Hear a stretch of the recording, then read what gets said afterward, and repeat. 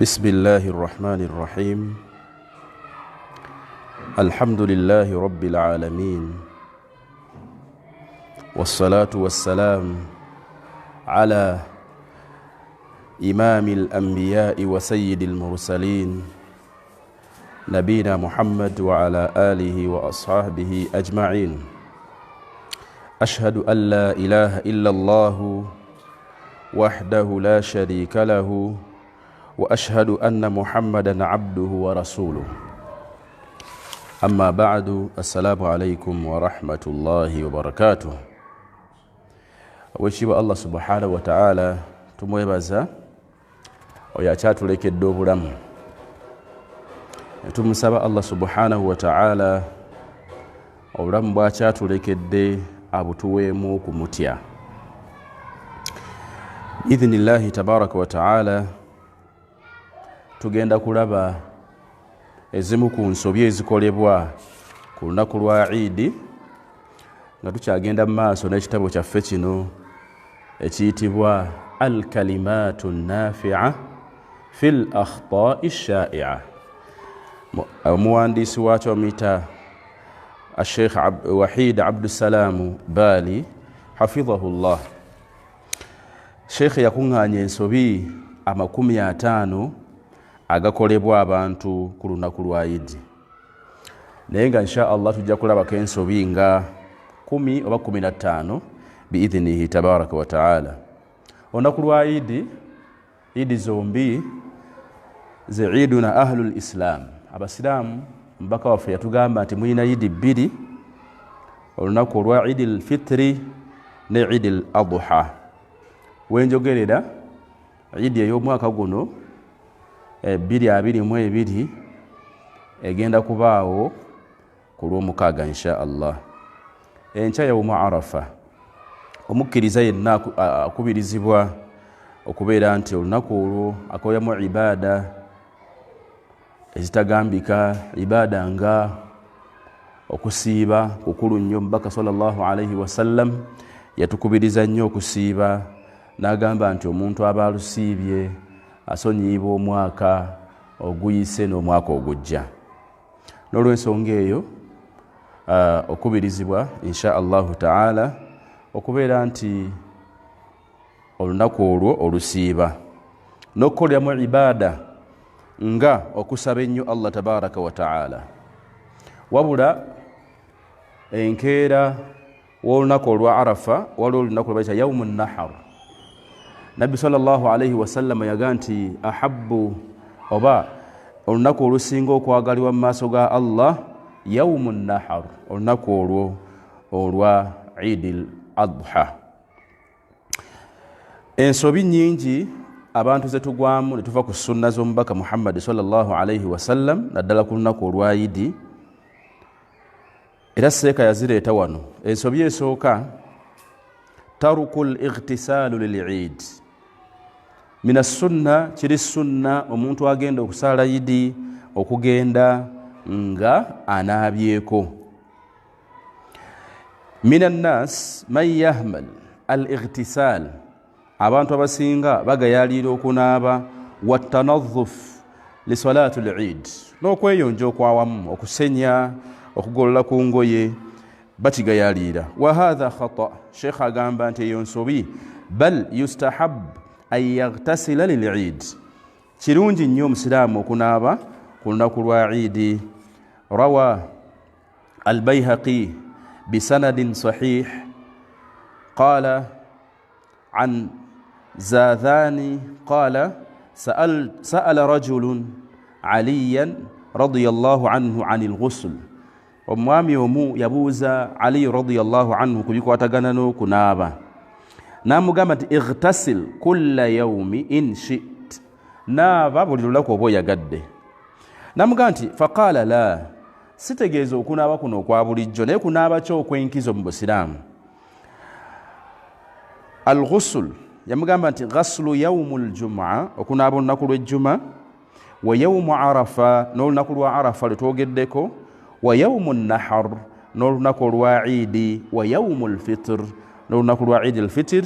Okunaaba okwo kwa nkizo nnyo mu Busiraamu. Hadith eyo sahih رواه البيهقي وقال الشيخ الباني في إرواء سنده صحيح في الإرواء نولesonga yokunabako kyabbeeyi nnyo abagenda mu Eid tubakubiriza mina sunna era okifunamu empeera mu maaso ga Allah. Ensonga eyokubiri Sheikh aga nti adam lubs ahsanu thiyab yawma aljum'a.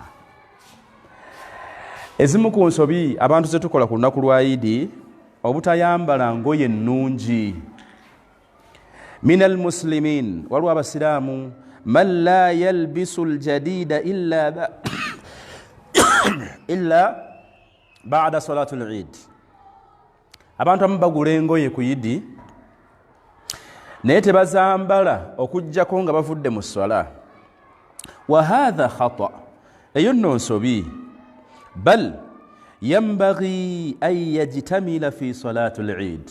Kirungi nnyo omusiraamu okwambalako obulungi ng'ogenda mu Eid.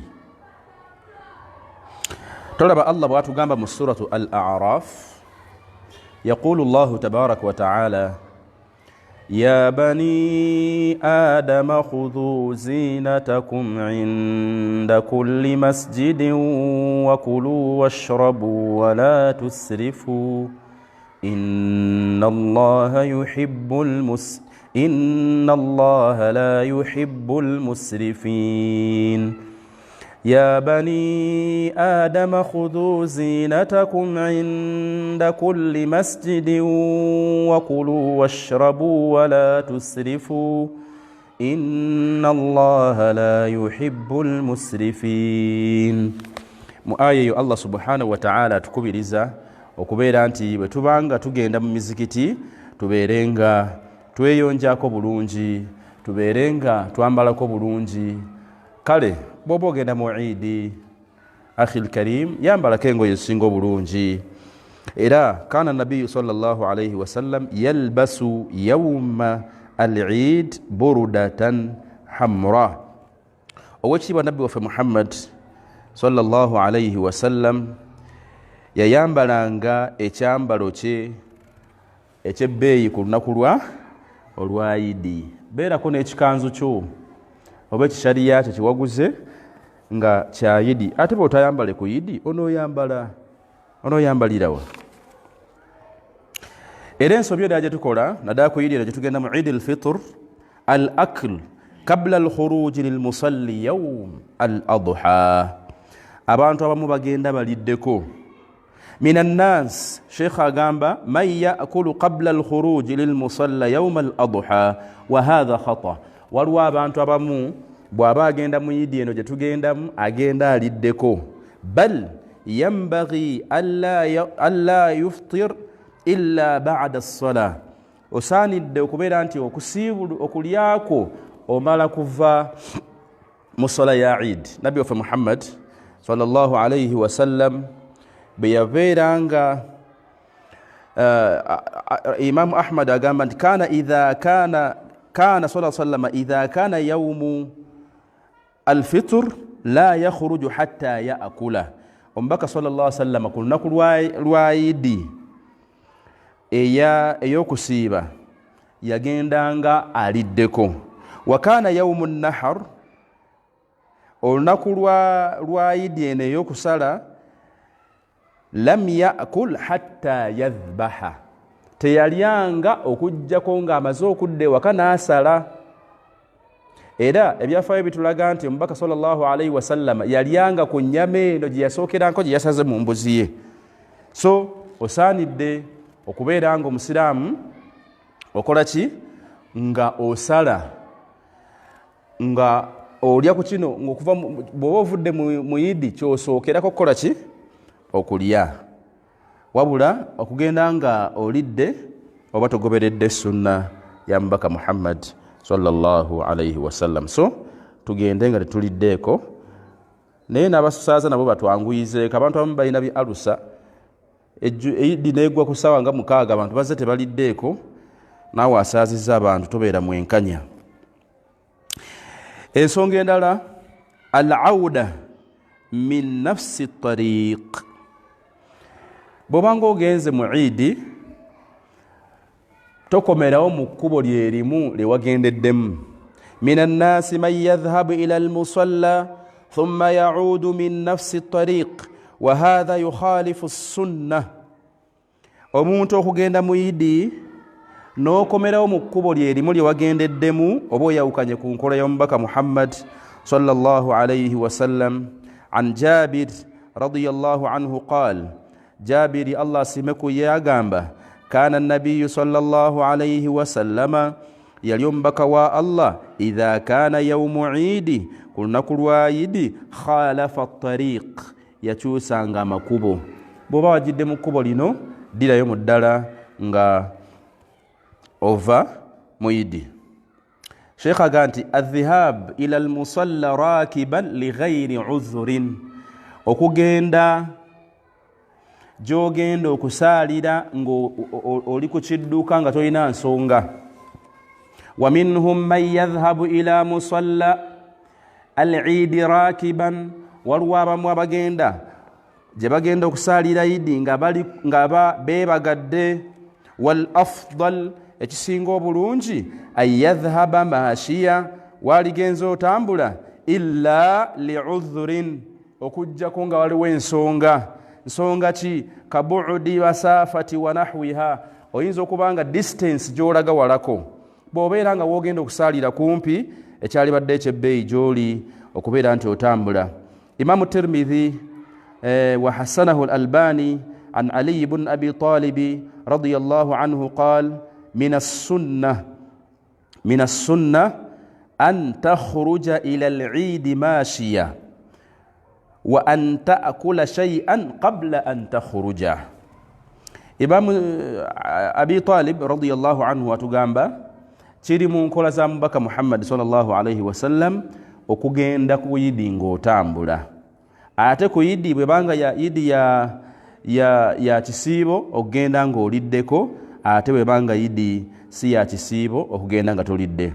Qala Tirmidhi rahimahullah, hadha hadithun hasan والعمل على هذا الحديث عند أكثر أهل العلم يستحبون أن يخرج الرجل إلى العيد ماشيا وأن يأكل شيئا قبل أن يخرج لصلاة الفطر. قال الترمذي أيضا ويستحب ألا يركب إلا لعذر. إمام الترمذي أقام بانتي kirungi nnyo oleme kubeera nti olinnya emmotoka oba eŋŋamiya oba ka boda boda, illa okujjako amagulu gakuluma, okujjako nga gyogenda okusaalira wala, okujjako. bw'oba yagadde ebigambo ebyo, genda mu kitabo kya Sunan Tirmidhi, kitaabu al-Jum'a, baabu ma jaa fi al-mashyi yawma al-eid.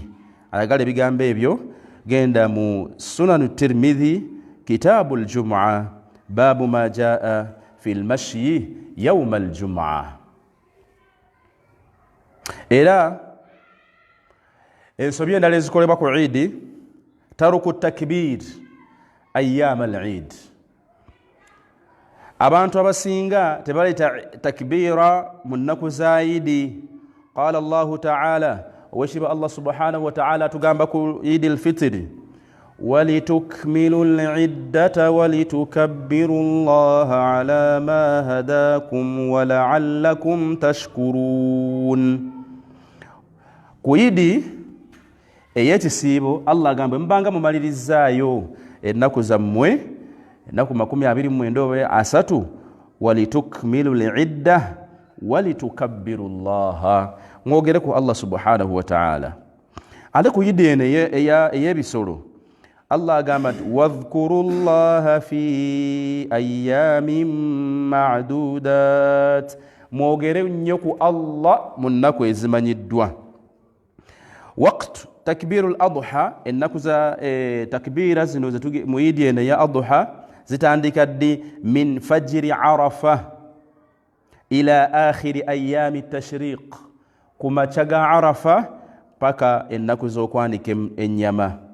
ثبت ذلك عن علي وابن مسعود وابن عباس. era نبي محمد صلى الله عليه وسلم كان يخرج يوم الفطر فيكبر حتى يأتي المصلى وحتى يقضي الصلاة فإذا قضى الصلاة قطع التكبير كويدي إنه يا رمضان ومبaka sallallahu alayhi wasallam yajjanga atula takbira paka uyatuka nga wagenda okusalira bwe yamalanga okusala nalekera otakbira wabula takbira eza yawmu Eid al-Fitr Sheikh atugambe ndizitandika subhi yawmu Arafa olunaku olw'omwenda kumaca paka ennaku endala 3 nga twanika ennyama.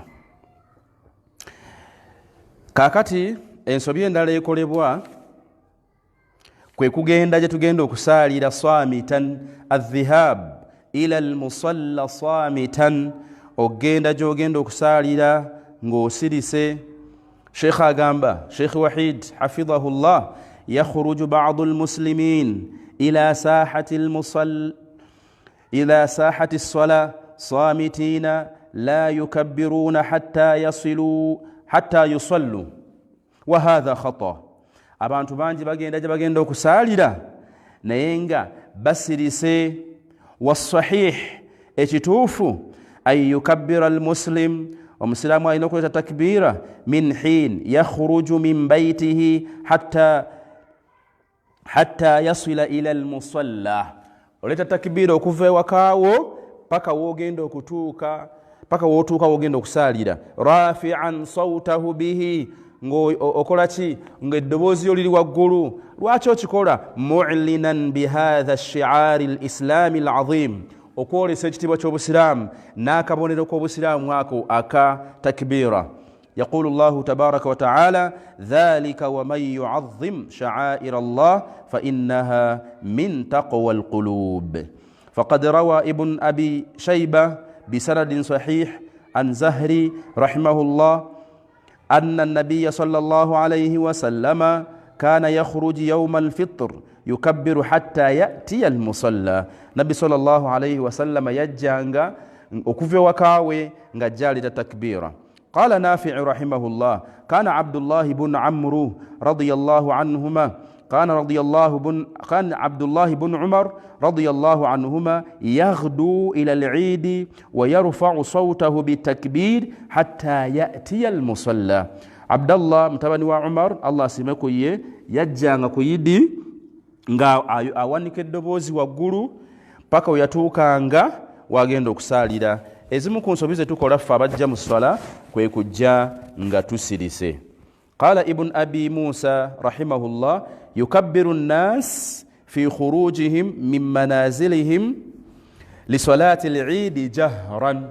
Abantu abasiraamu bakubirizibwa okujja nga baleeta takbiira mu lwatu. Allahu akbar Allahu akbar لا إله إلا الله والله أكبر الله أكبر ولله الحمد الله أكبر كبيرا الله أكبر كبيرا الله أكبر وأجل الله أكبر ولله الحمد. Leta ebigambo ebyo mu lwatu tobaamu kutya kwonna. Qala Imam Ahmad agamba yukabbiru jahran oleta takbira ezo mu lwatu idha kharaja min baytihi bw'oba ofuluma okuva ewakaawo hatta yatiya almusalla paka wotuuka mu kisaawe we mugenda okusalira.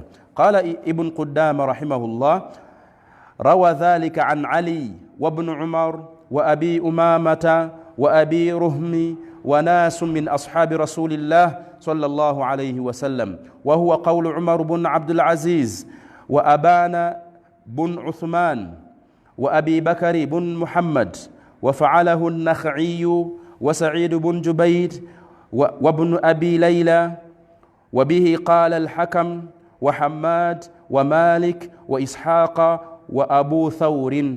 أبو النبي توجدكو بصحابة بابيرانغا ebigambe babireetanga mu lwatu so mina sunna. Nene ensobi ekolebwa nnyo okwongera mu takbiira ebigambo ebitaliimu. Abamu abatera okubeera ku mizindalo babinyumisa naye nga tebiriimu. Sheikh Wahid hafidhahullah tugamba min as-siyaghi al-warida fi at-takbir ebigambo ebijjibwa ku nabbi sallallahu alayhi wasallam bye bino: Allahu akbar la ilaha illa Allah wallahu akbar walillahil hamd. Allahu akbar kabira Allahu akbar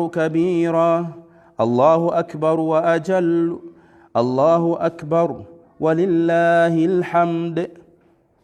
Bebigambo ebijjibwa ku nabbi Muhammad sallallahu alayhi wasallam. Amma ma yazidu ba'du an-nas ahyanan min qawlihim, waliwo abongeramu ebinyuma naye nga si bituufu: Allahu akbar kabira walhamdulillahi kathira wa subhanallahi wa bihamdihi bukratan wa asila la ilaha illa Allah wahdah sadaqa wa'dah wa nasara 'abdah wa a'azza jundah wa hazama al-ahzab wahdah la ilaha illa Allah wa la na'budu illa iyyah mukhlisina lahu ad-din walau kariha al-kafirun. Allahumma salli ala sayyidina Muhammad wa ala ali sayyidina Muhammad wa ala ashabi sayyidina Muhammad wa ala ansari sayyidina Muhammad wa ala ashya'i sayyidina Muhammad wa ala azwaji sayyidina Muhammad wa ala dhurriyyati sayyidina Muhammad wa sallim tasliman kathira. يقول شيخنا حفظه الله شيخ وحيد عبد السلام حفظه الله: فإن هذه الزيادة الطويلة لم تثبت مرفوعا ولا موقوفا فيما أعلم. شيخ أغامبا ebigambo ebyo ebiwanvu bwe bityo okusinzira kumanya kwe tebiva ku mubaka Muhammad sallallahu alayhi wasallam. Wal awla, ekisingako bulungi, al iqtisar على التكبير الوارد عن النبي صلى الله عليه وسلم وأصحابه الأطهار. ekisinga okubeeta ebbeeyi muganda waffe atulaba kwe kukola ebyo mubaka Muhammad sallallahu alaihi wasallam yakolanga. Seeka alese ekigambo kino kya bbeeyi kiwulire, yagamba: fa kullu khairin fi ittibaa'i man salaf wa kullu sharrin fi ibtidaa'i man khalaf. Wa kullu khairin, akalungi kali fi ittibaa'i man salaf, kugoberera buufu bw'abali abaatusooka. Wa kullu sharrin, akabi fi ibtidaa'i man khalaf, kwe kugoberera ebyabaleero, okola byabaleero abaaluno n'oleka ebyabali abaasooka abalongoofu, oba okoze bubi nnyo. Seeka agambye ekijjibwa ku mubaka kye kiruwa? Genda mu hadithi sahihu isnaduhu sahih, hadithi ntuufu nnyo eri. Genda mu al-Irwa, kitabu kya Sheikh al-Albani, genda ku peji namba genda ku mujalladi ogwokusatu ku peji namba 126 al-Irwa. Gendayo oberenga olaba ebigambo ebyo. Al-muhim biriwo biva ku nabbi sallallahu alayhi wasallam: Allahu akbar la ilaha illa Allah wallahu akbar walillahil hamd. Allahu akbar kabira Allahu akbar wa ajal Allahu akbar walillahil hamd. Genda olaba ebigambo ebyo ebiva ku mubaka Muhammad sallallahu alaihi wasallam, toyongerako. Era abantu bangi basigala ewaka tebasala salatul Eid nga beekwasa nti ya sunna busunna, nga la ya'thamu tarikuha. Alqawlu bi anna salatul Eid sunna la ya'thamu tarikuha, Sheikh agamba nti abantu bangi ku nnimi zaabwe bagamba salatul Eid ne bw'otagisala. Ishtahara inda kathir min annas anna salatul Eid sunna la ya'thamu tarikuha. Abantu abamu bagamba nti yidi bw'oba ogirese toyina buzibu. Wa binaan ala hadha alqawlu, abantu era bazimbira ku kigambo ekyo, tara anna ba'duhum yusalli alfajra, bw'amala okusala salatu subuhi thumma yanam, oluvanyuma nasala an salati al-eid taddamu kusala idi anti sunna bu sunna wa hadha khata ebansobi bal as-sahih ekitufu annaha wajibatun ya'thamu tarikuha illa li'udhrin omuntu okujjako ng'oyina ensonga bw'oba ogirese kagenderere ofuna omusango.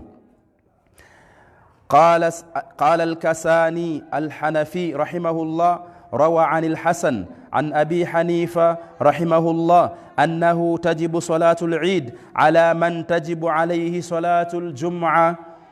صلاة العيد ككتكو بينات من ينتي صلاة يجمع مكواتكو نصلاة العيد تجركانغا. قال الدسوقي المالكي رحمه الله قيل إنه فرض عين وهو ما نقله ابن حارث عن ابن حبيب، وقيل إنه فرض كفاية وحقاء ابن رشد في المقدمات. وقال الماوردي الحنبلي رحمه الله صلاة عيد فرض على الكفاية وعنه فرض عين اختارها الشيخ تقي الدين. قال شيخ الإسلام رحمه الله صلاة العيد شيخ الإسلام وقال صلاة العيد واجبة على الأعيان كتكب لمسلم ينا وهو قول أبي حنيفة وغيره. إمام أبو حنيفة نابل باتشو جدانتي أمونتو ينو كجا كونغو ينوش سنيسا يدي كتكو وهو أحد أقوال الشافعي إذا تشمكو بكامبو يا إمام الشافعي وأحد القولين في مذهب أحمد. Nolensonga baganda bange abatuuliriza n'abatulaba Salatul Eid kusinza kubamanya abo batulaga nti ddala mu butuufu oyina ogisaala. Qala Imamu al-Albani rahimahullah al-haqq Sheikh Albani agaa nti al-haqq wujubu Salatul Eid la sunnatiha ekituufu Eid yabwatteeka si ya sunna lianna nabiyya sallallahu alayhi wasallam ombaka Muhammad amara biha ar-rijal wan-nisa ombaka yagiragira abaami n'abakyala wal amru yadullu ala al-wujub. Seeka agamba Sheikh Alban ekiragiro kino kiraga nti ombaka sallama yatukakasaako sallallahu alayhi wasallam. Genda mu kitabo kya Sheikh Albani kyebayita Tamamul Minna ku peji ya 304 ojja kulaba ebigambo ebyo. Barakallahu fikum. Qala Shawkani rahimahullah salatu Eid wajibatun wujuban muakkada ala al-a'yan la ala al-kifaya. Sheikha agamba salatu Eid ekakata ku buli muntu yenna si ya kumaliragana la ala al-kifaya.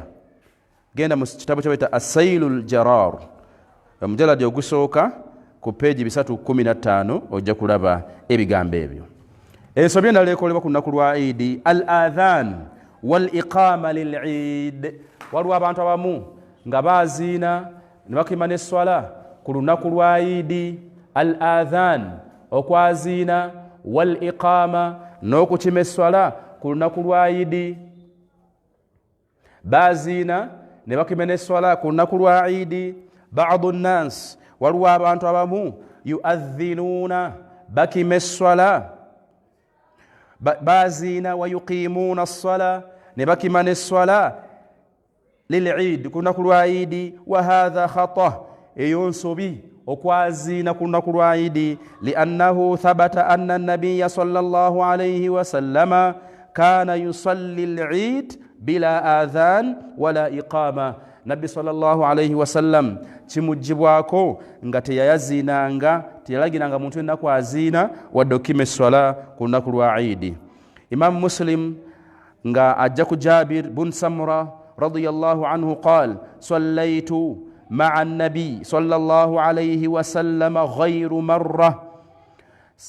Agamba nti yasala n'omubaka Muhammad ziidi omulundi ogutali gutya gumu wala marratayn ate si mirundi ebiri bighayri adhan wala iqama. Omubaka Muhammad sallallahu alayhi wa sallam teyayaziinako wadde okima esswala. وفي صحيحين عن ابن عباس وجابر رضي الله عنهما قال لم يكن يؤذن يوم الفطر ولا يوم الأضحى tekyali wo ku mulembe gwa nabbi sallallahu alayhi wasallam nga baziina ku ziidi emmeka idi ebbiri era waliwo abalala idi bwetuuka tuli mu kisaawe n'akoola almunadatu lissalati lidi biqawl assalatu jamia assalatu jamia badu almuadhinin waliwo abazinye ku mizigiti egimu newaffe Buganda wano idha hadarat salatu lid idi bwetuuka nada ayita assalatu ljamia assalatu jamia batala n'okuteekamu amaloboozi assalatu ljamia wa hadha khata eyo neba nsobi faqad kana nabiyu sallallahu alayhi wasallama yali omubaka Muhammad yataakhar yakerewangamu hatta yadkhula waqt as-salah omubaka sallallahu alayhi wasallam ennyumba ye yali kumpi n'omuzikiti kati yakerewangamu okujja wano basalira kakati yageranga ekiseera kyennyini kituuse eky'esswala n'alyoka ajja faidha dakhala waqta as-salah فإذا دخل وقت الصلاة أتى النبي صلى الله عليه وسلم المصلى نبي صلى الله عليه وسلم الساوي يتوكا أنجيا الصلاة نجا فإذا رآه الناس أبسلام ببامولا بانغا فإذا رآه المسلمون أبسلام ببامولا بانغا قاموا فصفوا في أماكنهم بجانغا نبتولا بفوبيا بوي غبزم مولا بانغا إمام وزي إذا nga tewalingawo kwazina qala Jabir radiyallahu anhu Jabir Allah simeku yagamba la adhanun li salati yawm al-fitr hina yakhruju al-imam tewali kwazina kunaku lwaidi imamu nga afuluma wala ba'd ma yakhruju wadde oluvannyuma lwayo nali nkirabyeko ewaffe ebulembeezeeyo nga bwe twamalanga essola ya idi ate omwazinyi nga yazina nakula nkiraba emyaka nga 8 naye saafuna budde bukibuuza ate n'abaakikolanga ekibi baafa qala ibn Qudama rahimahullah wa qala ba'du ashabina yunada laha as-salatu jami'a wa huwa qawlu Shafi'i wa sunnatu rasulillahi sallallahu alayhi wa sallam ahaqqu an tuttaba' Imam Qudama agamba abamazihibu ga Imam Shafi'i bagamba gye kiri naye agamba nti ekisinga obukulu kukulembeza kya nabbi kankuddiremu qala imamu ibn Quddam qala ibn Quddamatu rahimahullah wa qala ba'du ashabina yunada laha as-salatu jami'a wa huwa qawlu Shafi'i wa sunnatu rasulillahi sallallahu alayhi wa sallama ahaqqu an tuttaba'a waliwo abagamba nti balina amazihibu agabagamba okwogera ekigambo ekyo as-salatu jami'a naye seeka agamba nti ekigambo ky'omubaka kyekirina okukulembezebwa ku byabalala genda otunuleko mu kitabo kye bayita al-Mughni ku omujalladi gwa 3 peegi 268 ojja kulaba ebigambo ebyo qala ibn Qayyim rahimahullah wa kana sallallahu alayhi wa sallama yali omubaka Muhammad idha ntaha ila al-musalla bwe yatuukanga wagenda okusalira akhadha fi as-sala min ghairi adhanin omubaka Muhammad teyalagiranga ko muntu kwazina wala iqama wadde okima esswala wala qawlu as-salatu jami'a wadde ekigambo as-salatu jami'a was-sunna ekiri sunna ekigibwa ku nabbi alla yuf'ala shay'un min dhalik tewali kikolebwa ku bisatu tetwaziina tutukima as-swala wadde ogamba nti as-salatu al-jami'a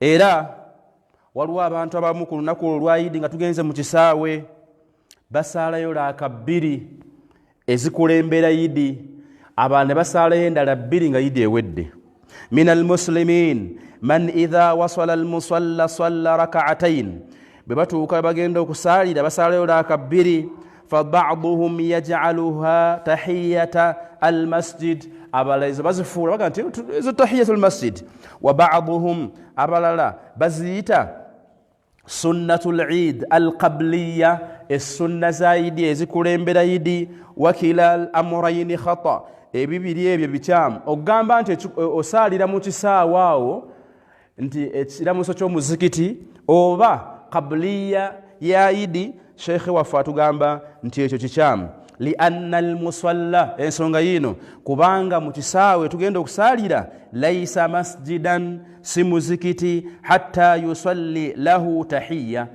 waliwo tugenza okusalira mu kisaawe si muzikiti nti olina okusalirawo tahiyatul masjid walam yathbutu dhalika ani salafi alkiram era teriyo mu baatusooka abalongoofu amanyiddwako kukola ekyo ekyokusalayo lakabbiri mu kisaawe okujjako nga tusalidde idi yaffe mu muzikiti olw'enkuba oba olw'ensonga endala wali anna al-eid laysat lahu sunna qablahu wala ba'dahu sheikh akuwa ensonga ey'okubiri nti idi teyinaayo sunna zigikulembera wadde oluvannyuma lwayo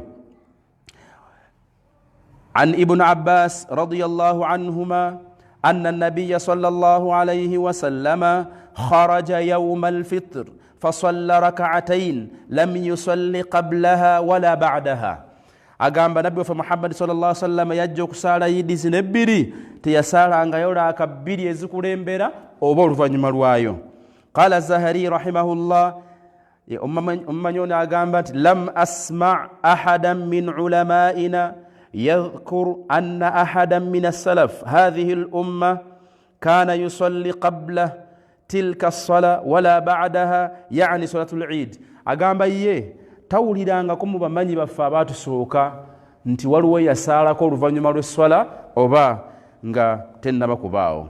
Qala ibn Qudama rahimahullah yukrahu at-tanafful qabla salati al-eid wa ba'daha lil-imam wal-ma'mum wa fi mawdi'i as-salat.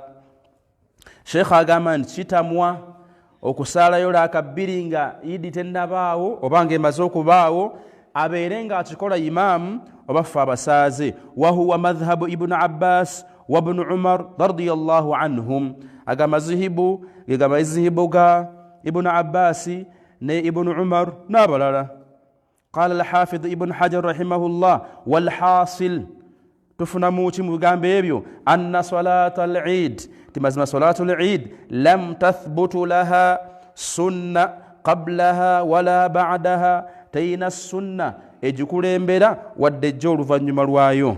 Ebigambo ebyo genda mu kitabo ky'oyita al-Fath fi sharhi hadith, genda mu kitabo ky'oyita al-Fath hadith nga bannyonnyola hadith y'ennamba 985. قال الحافظ ابن حجر رحمه الله والحاصل أن صلاة العيد لم تثبت لها سنة قبلها ولا بعدها. إذا waliwo abantu abamu mizikiti egimu naddala eminene egimanyiddwa seekagamba qira'atul Qur'an qabla salatul Eid, bafunayo omusomi wa Qur'ani omulungi n'abasomeramu ku Qur'ani awo. fi ba'd al-amakin mu bifo ebimu yatawaqqafu an-nasu 'an at-takbir qabla maw'idi as-salah, bayimiriza mu takbira daqa'iq dakika ntono nnyo. thumma yabda'u rajulun, omusajja omu omusomi omulungi n'atandika okusoma Qur'ani ng'asomera ku mizindaalo. wannaasu yastami'uuna hatta ya'tiya waqtu as-salah, abantu nga bawuliriza okutuusa esswala weetuuka. wa hadha al-fi'lu, ekikolwa kino bid'atun kizuule, lam yathbutu 'ani an-nabiyyi sallallahu alayhi wa sallam, ekikolwa ky'okusoma Qur'ani ku lunaku lwa Idi tekijjibwa ku mubaka Muhammad wala 'an ahadi min ashabihi, wadde omu ku basahaba be. falam yathbut, tewali bujulizi annahu sallallahu alayhi wa sallama, timazima nabi Muhammad sallallahu alayhi wa sallama kana ya'muru ahadan min as-sahaba, nti yayinako basahaba gwe yagambanga ay yaqra'a 'ala an-nas, asomera abantu Qur'anan fi musalla al-Eid qabla salat. Tayina gwe yalagirako Muhammad sallallahu alayhi wa sallama abasomere mu Qur'ani ku Idi okwo wala ba'daha, wadde oluvannyuma lwayo. fayajibu ijtinabuhu, omusiraamu agoberera sunna z'omubaka oteekeddwa obyewalira ddala ebyo, kubanga nabbi sallallahu alayhi wa sallama ye yalina abasomi abasinga. Tetugenda kufunayo basomi basomanga abaasomera omubaka Muhammad alayhi salatu wassalam.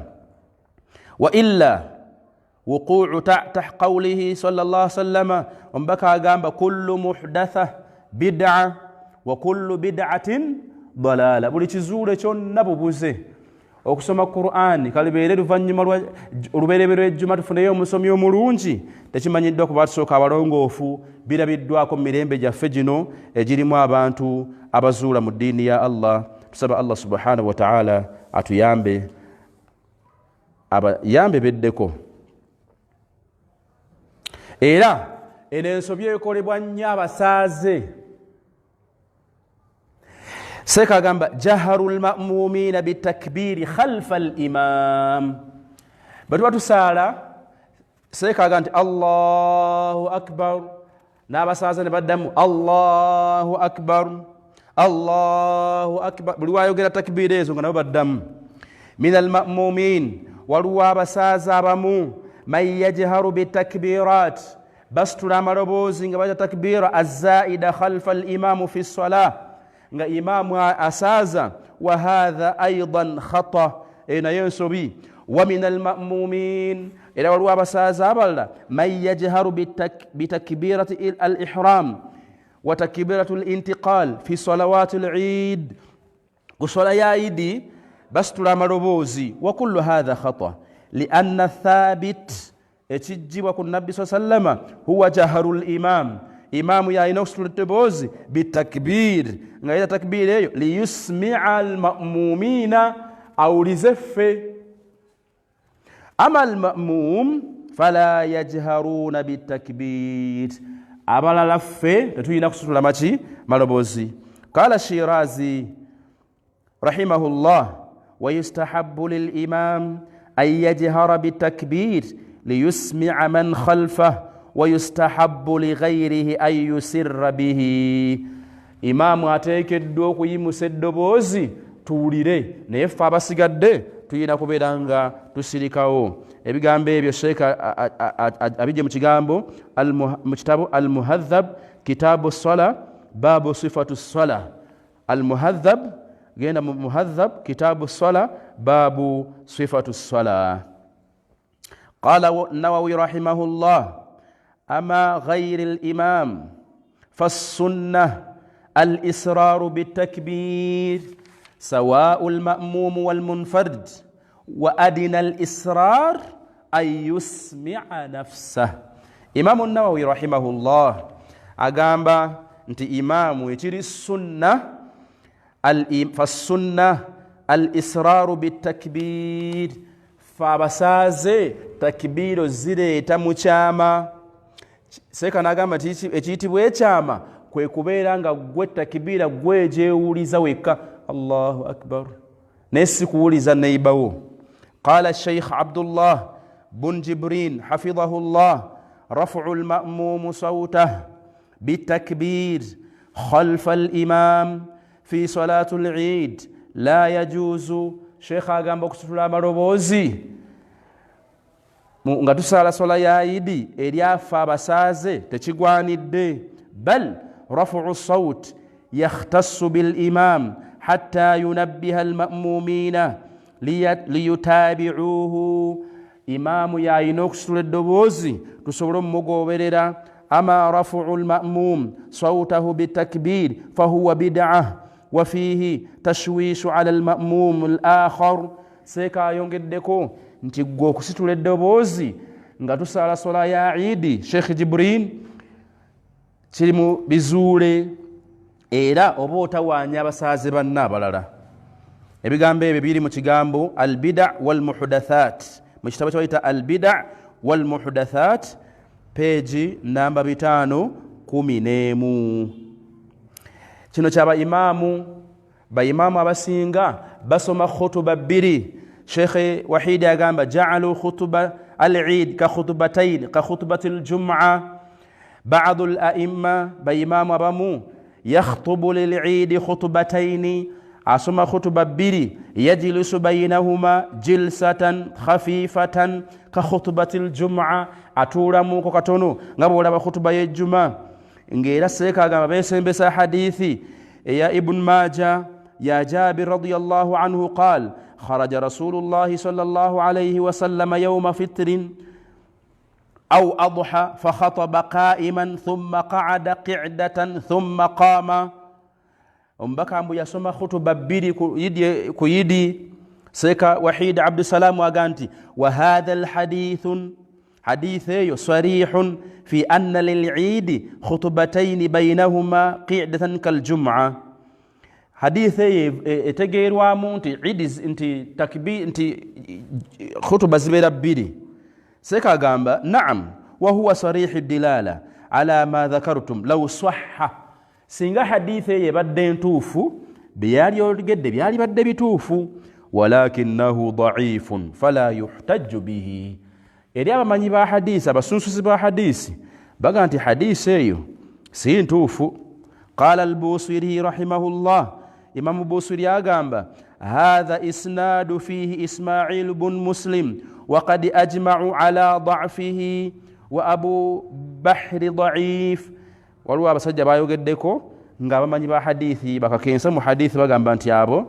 hadisi zaabwe قال الألباني رحمه الله شيخ الألباني أقام منكر سندا ومتنا والمحفوظ أن ذلك في خطبة الجمعة سيكا قانتي بيقام بيبي السبيرونجي إذا بمن يدوك الجمعة يسكو يدي قال النووي رحمه الله إمام النووي أقام ما روي عن ابن مسعود أنه قال إبيوغروا ابن مسعود انت السنة أن يخطب في العيد بخطبتين يفصل بينهما بالجلوس ضعيف غير متصل ولم يثبت في تكرير الخطبة شيء شيخ أقام بيقام بيبسي توفو بوغوبو رجغر الوابيو جريكو سورة والثابت اتنويفو في الصحيحين من حديث جابر رضي الله عنه أن النبي صلى الله عليه وسلم اتجبكو مبكى محمد كان يبدأ بصلاة العيد ومبكى تاني كان صلاة العيد ثم يقوم ورفن منايمك فيعظ الناس نابو لدابانتو ويذكرهم نابا الجكزة ثم يذهب إلى النساء إلى تري السنة إلى إمام وكبير أنت وقينا كون مبتالا كبانكم مبكى صلى الله عليه وسلم yagenda ngeri abakyala muttaki'an ala Bilal fayu'idhuhunna wa yadhkuruhunna mbaka Muhammad yesigamanga ku Bilal nagenda eri abakyala nabo nabako byabagamba so nabakyala nabo betaaga okubulirirwa imamu wabafisizangawo akadde walam yathbutu fi hadithin sahih tewali hadithin tufu فيما أعلم شيخ أغنبا كويكو بياماني شيخ وحيد مشتبه نجتوليمو أن النبي صلى الله عليه وسلم النبي محمد كان يخطب للعيد خطبتين كالجمعة إذا غتوما ليليزا waluwa abantu abamu ku lunaku lwa Eid balina eswala ey'enjawulo gye basaala salatu mubtadi'a laylatul Eid hunaka unasun من الصوفية والوابم أبانت بصوفي يصلون صلاة معينة بصفة مخصوصة ليلة العيد عضحى بين السولين جورو جبسالة اتشرو ويستدلون بما روى عن أبي أمامة رضي الله عنه مرفوعا من صلى ليلة النحر ركعتين يقرأ في كل ركعة بفاتحة الكتاب 15 مرة وقل هو الله أحد 15 مرة وقل أعوذ برب الفلق 15 مرة وقل أعوذ برب الناس 15 مرة فإذا سلم قرأ آية الكرسي 3 مرات ويستغفر الله 15 جعل الله اسمه في أصحاب الجنة جومونتو كستاسو ميبيا توغدكو الله واندي كيرين ياليم بان مباتو مجنا وغفر له ذنوب السر وذنوب العلانية الله مسني وما ذنب يا جيشا منا غورواتو وكتب له بكل آية قرأ حجة وعمرة الله مواندي كبولي آية جاسم حجة عمرة وكأنما أعتك 60 رقبة أبانغا تدي إنسينغو نكاغا من ولد إسماعيل فإن مات فيما بينه وبين الجمعة أخرى مات شهيدا إلى بوفيداو وبوفدينغو لي شهيد قال ابن جوزي رحمه الله ابن جوزي قال هذا حديث لا يصح حديث يسين توفو ابيغام بيبيو يبيد يتمجتوي الموضوعات mujalladi gwa 2 peji ya 55 abamanyi balaga nti swala eyo obujulizi obugireetebwako eswala esaalibwa ekiro kya Eid bannange si ntuufu tomenyekana bitaliiko bujulizi. Era abantu abasinga tazyinul masajidu fil a'yad, bawunda emizikiti ku lunaku lwa Eid ne bateekamu obutaala obumasamasa, ne bateekamu ebimuli. Min al akhta, ezimu ku nsobi ezikolebwa fi ba'd al buldan al islamiyya, mu mizikiti egimu egy'obusiraamu. Tazyinul masajid, okuwunda emizikiti yawma al-Eid, ku lunaku lwa Eid, bimukhtalifu az-zinat, bagiwunda n'ebimuli ebyenjawulo, walkaharuba, n'obutaala obwaka, wa nahwi dhalika, ta'biran an faruhihim bil-Eid, nga boolesa essanyu lyabwe ku lunaku lwa Eid. Wa hadha khata, eyo nno nsobi, liannahu, kubanga lam yathbut anna as-sahaba, tetulina bujulizi bonna nti basahaba bannabbi radwanullahi alayhim kanu yafaluna dhalik. Tetulina bujulizi butulaga nti basahaba bannabbi batimbanga emizikiti gyabwe yawma Eid, olunaku lwa Eid. Lwaki era ekirala? Wal masajid, emizikiti gino bannange gye tulaba amakinul ibada, bifo bya kusaaliramu. La yanbaghi an naf'ala fiha shay'an lam yarid lahu aslun fil kitabi was sunnah. Bannange tusaanidde kukolera mu mizikiti ebitaakolwa baatusooka. Wa amalu salaful umma, walidhalika lamma su'ila Sheikh Abdullah bun Jibrin عضو هيئة كبار العلماء بالسعودية عن ذلك. Sheikh Jibrin bamubuuza, ono y'omu ku memba aba kakiiko kaba bamanyi abakulu mu Saudi, bamubuuza seeka okuwunda emizikiti ku Eid kiri kitya? Qala, yagamba hafidhahu Allah, tazyinul masajid, okuwunda emizikiti yawma al-Eid, ku lunaku lwa Eid, la aslu lahu, tekiina nsibuko yonna mu busiraamu. Nga tumaliriza era abantu abasinga ku lunaku lwa Eid bagenda ne balambula kabuli z'abajjajjaabwe ne bakitaabwe.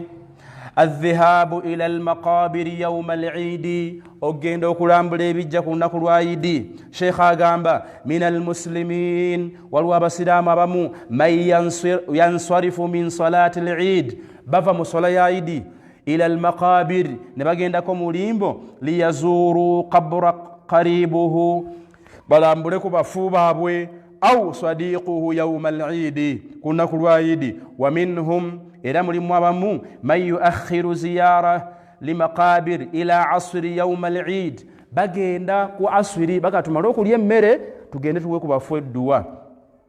Wakila al-amrayni khata, ebikolwa ebyo bibiri bifu. Okuva mu Eid ne mugenda okulambula abafu oba okugenda ku asiri si bituufu, olw'ensonga zino seeka zaatuwadde. Ensonga esooka, lwaki okulambula kabuli si kirungi ku Eid? Lam yakun min hadiyi nabi sallallahu alayhi wa sallama, nabbi waffe Muhammad tekimujjibwako, wala ahadi min ashabihi, wadde basahaba be, takhsis yawma al-Eid bi ziyarati al-maqabir, nti bagendanga ne balambula kabuli ku lunaku lwa Eid. Era ensonga endala, inna yawma al-Eid, olunaku lwa Eid, yawmu faruhun wa sururun wa laysa yawmu huznun wa buka. Olunaku lwa Eid si lunaku lwa maziga, lunaku lwa sanyu. Ate ogenda okulambula kabuli otujjukize abafu, otukaabye.